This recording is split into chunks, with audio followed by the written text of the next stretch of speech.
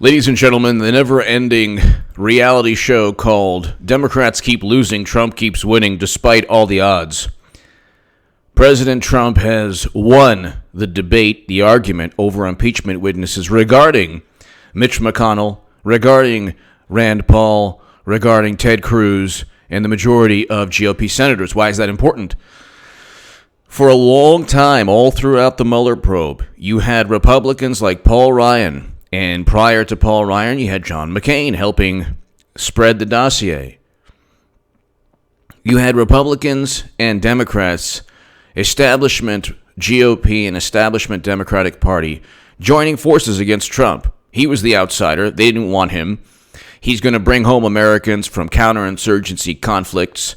He is going to reverse U.S. foreign policy for the past 16 years. He's going to engage in tariffs as opposed to the Trans-Pacific Partnership. He's going to do all of these things. And up until recently, Republicans began to realize, hey, the only reason we have political influence nowadays is because of Trump, not because of the GOP. I'm voting for President Trump not because I'm a Republican. I was a lifelong Democrat up until recently. I'm no longer affiliated with a political party. I'm voting for President Trump because he fights. He fights corrupt intelligence chiefs. He fights media. He fights all the people that you and I don't really care for. He's also very interesting. They try to get President Trump, and what he does is utilize their momentum against them. So they accused him of withholding military assistance from Ukraine. His response is, well, the Bidens are corrupt. And it's actually very accurate. The country and the Bidens are both corrupt.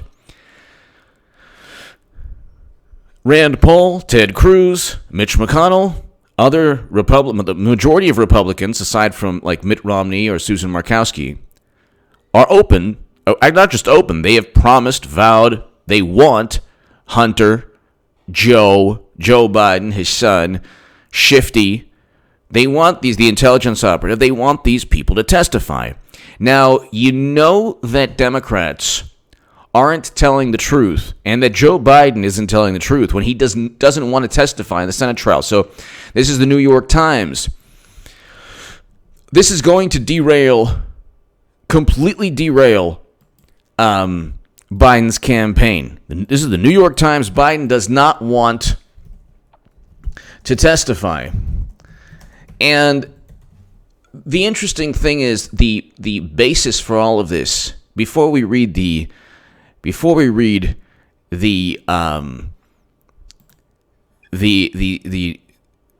New York Times article, the basis for all of this is that Joe Biden is pure as the driven snow. That's the basis for all of this. That's the basis for all of this. Joe Biden is pure as the driven snow, and there's no reason for Biden to testify. He doesn't have to testify, and furthermore, that's just taking the spotlight off of Trump. Why does he need to testify if this is about Trump withholding military assistance because he's afraid of Biden? The problem with that logic, or that lack of logic, is that he was never afraid of Biden. That's the problem.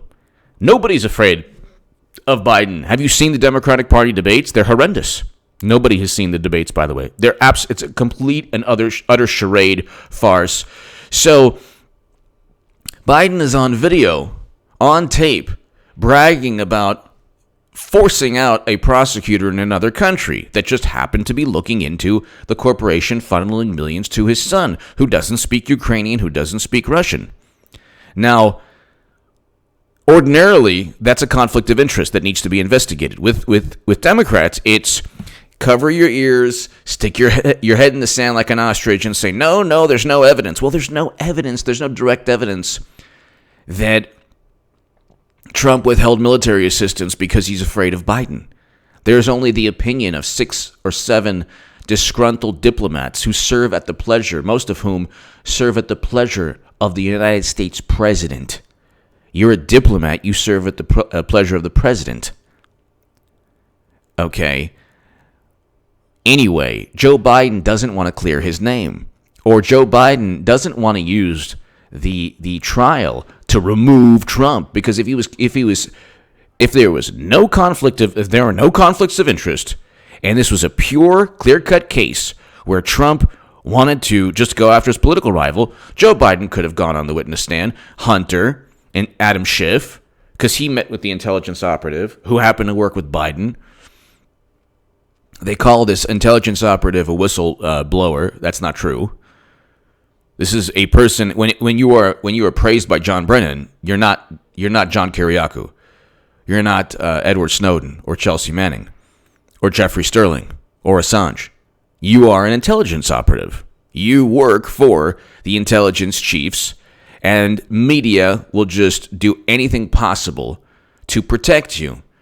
If you actually disclose information, heaven forbid, where the government is, hiding information from its own citizens, then your life is they're going to try to ruin your life. If you work for the system, they'll prop you up and they'll defend you. But here, finally, New York Times, Joe Biden said he defies subpoena to testify in Trump's Senate trial. Mr. Biden said Republican demands that he testify were an effort to shift attention away from the president's own actions. Yes, it is actually. It's a justified effort because Trump did nothing wrong. President Obama withheld military assistance from Egypt in 2013 without congressional authorization or approval, or without Congress even knowing. It was a unilateral decision. Congress had already given that country the money. He withheld the military assistance because he said, well, what's taking place right there, we're going to define in a certain way. And there was even a Daily Beast article about that. Did he get impeached? No, of course not. Bush withheld military assistance too. Withholding military assistance is okay, even if Congress approves the money. Despite what the Government Accountability Office says, which, by the way, is challenged by Trump's legal team. Anyway, Des Moines returning to the campaign trail after Christmas. This is a couple weeks back. Former Vice President Joseph R. Biden on Friday stood by his comments that he would not comply with a subpoena to testify at President Trump's impeachment trial in the Senate. Why not? In a meeting with the editorial board of the Des Moines Register, whose endorsement in the Iowa caucus is coveted by presidential hopefuls, Mr. Biden argued that complying with a subpoena and testifying would essentially allow Mr. Trump to succeed in shifting attention onto Mr. Biden and away from the president's own actions. Well, okay. Quote, the reason I wouldn't is because it's all designed to deal with Trump doing what he's done his whole life, trying to take the focus off of him. The issue is not what I did, Mr. Biden told the newspaper. Oh, yes, it is. The issue is absolutely what Vice President did, said, admitted to.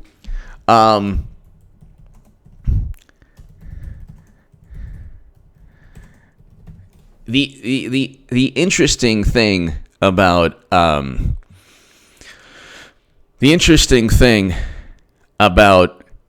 what Biden said is that he's running a very tired, ineffective playbook.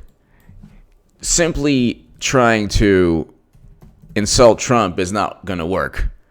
So that's always the case. They're just always the fallback is just, try to mock or denigrate or disparage or insult Trump.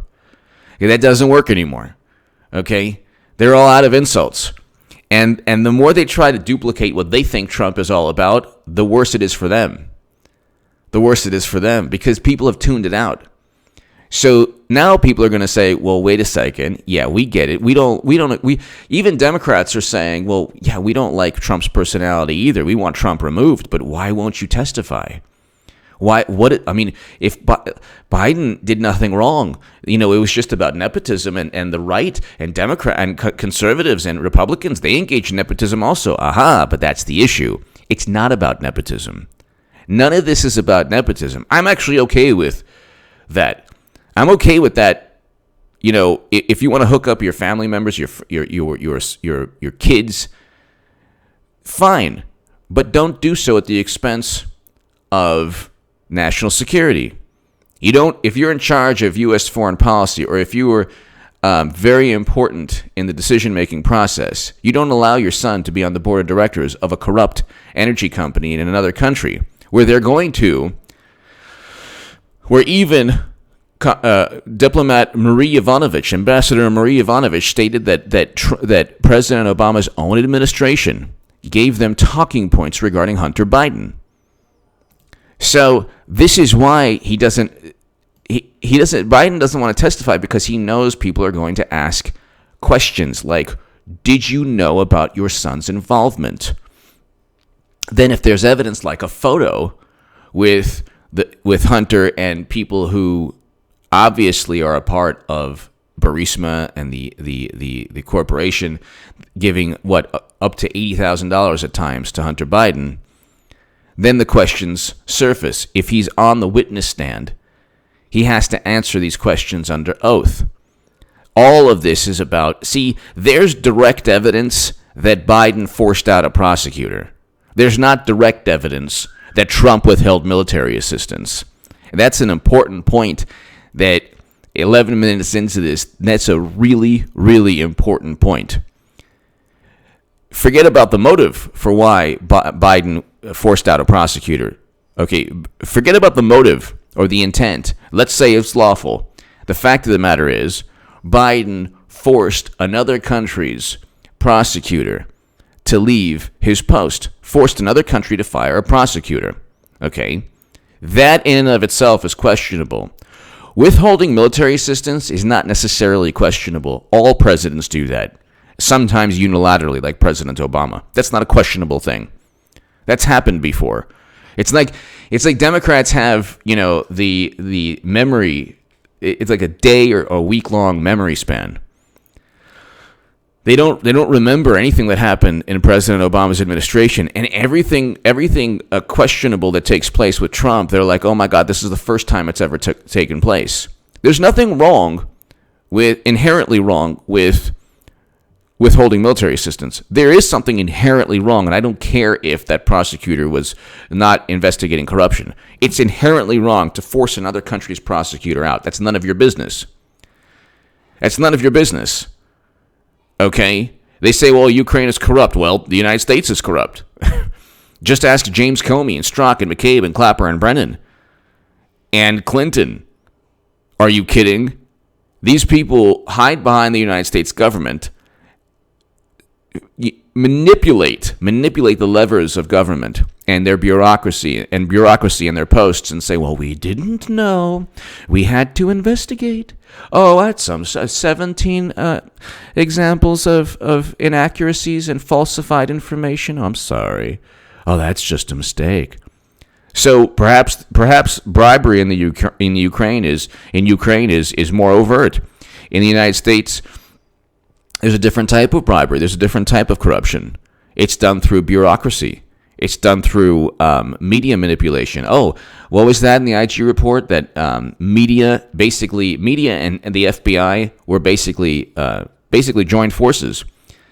You had people at left-wing publications, one would consider the most liberal publications, like Mother Jones, integral, and Yahoo, integral in spreading the most bogus, most just egregious fake news story of all time, the Steele dossier, that started an investigation where a lot of people had to spend tens of thousands, hundreds of thousands of their dollars, of their savings, basically, in some cases being wiped out.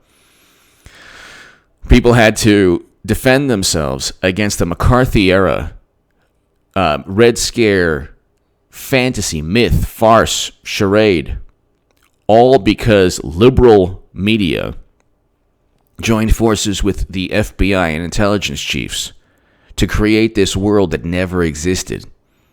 And then when they found out the world never existed, they said, well, Trump invited. They always create this. They hide behind semantics. Well, Trump invited the Russians. You don't invite somebody to do something. Did Clinton invite the Russians? Oh, by the way, now there's a document another document Comey leaked to the media, just like all his FBI officials. James Baker is also under criminal investigation. Andrew McCabe's under criminal investigation still. Don't, lose, hope regarding what's eventually going to take place. Durham and William Barr actually are investigating. Ask Joseph Mifsud, Italian intelligence officials, British intelligence officials. They've been traveling. We know what William Barr and John Durham are doing. We have no clue. And they've already, Joseph Mifsud has already been, and Christopher Steele has already been interviewed under oath.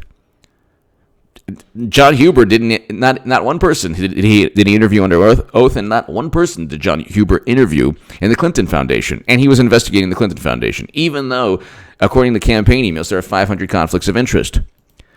So the interesting thing here is that President Trump has already won the biggest battle, and the biggest battle wasn't with Democrats; it was with Republicans.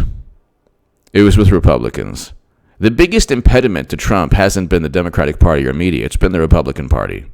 Really. That's what, without the Republican Party, media, Hollywood, Democrats, they couldn't get away with what they did. Without Republicans, and that's, I'm talking about just recently, Republicans are now jumping on board with Trump because it's election season. They have Congress on the horizon, they have the executive branch, the presidency. They're not going to allow Democrats to sabotage their election chances. Okay, they did during the midterms, but they won't now because they know that every single investigation, even if what media does is they go after Michael Cohen and then they just utilize him just because he committed crimes. So he tries to get a reduced sentence. Same with Lev Parnas. Same with everyone. Everyone who goes up against Trump, it's always, he's a bad person, he's this, he's that, and then media forgets about it, almost champions the person, and then jettisons that person. And that's what they've done to Trump says more about them than Trump. President Trump is not the media creation. They try to say, he's the embodiment of bigotry. Trump didn't call black youth he didn't call them super predators who must be brought to heel and who lack empathy. That's Clinton. He didn't preside over mass incarceration. He signed the First Step Act. That was Clinton and Bill. Hillary and Bill who presided over the mass incarceration, where people, get enormous sentences for crimes that shouldn't, just possession. That's Bill and Hillary. That's not Trump. Trump signed the First Step Act. With Trump, you have record low black and Latino unemployment. Okay. With President Obama, you had drinking Flint water while it was still poisonous, and then saying, "Oh yeah, I'm hungry. I'm thirsty." So, the creation about Trump is basically his personality. They've created a world around Trump where they want to be triggered all the time. They want to be outraged. They actually are addicted to being outraged. It's just kind of hilarious because if they just ignored what Trump said instead of being like, "Could you imagine? It's really unbelievable." These are people in their 30s and early 40s. Like, why would I care what a person in their 30s and early 40s like the life experience doesn't, really impress me. If you're a news anchor and you're in your late 20s, early 30s, early 40s, and I've never seen something like Trump's behavior in all my years. Oh, you mean when all your years when you became, involved in politics, basically when President Obama was in office. That's the people who don't like Trump. The end of Bush's term and the beginning of President Obama's 8 years, that's their foray. That's that's where they were molded in terms of their political viewpoint.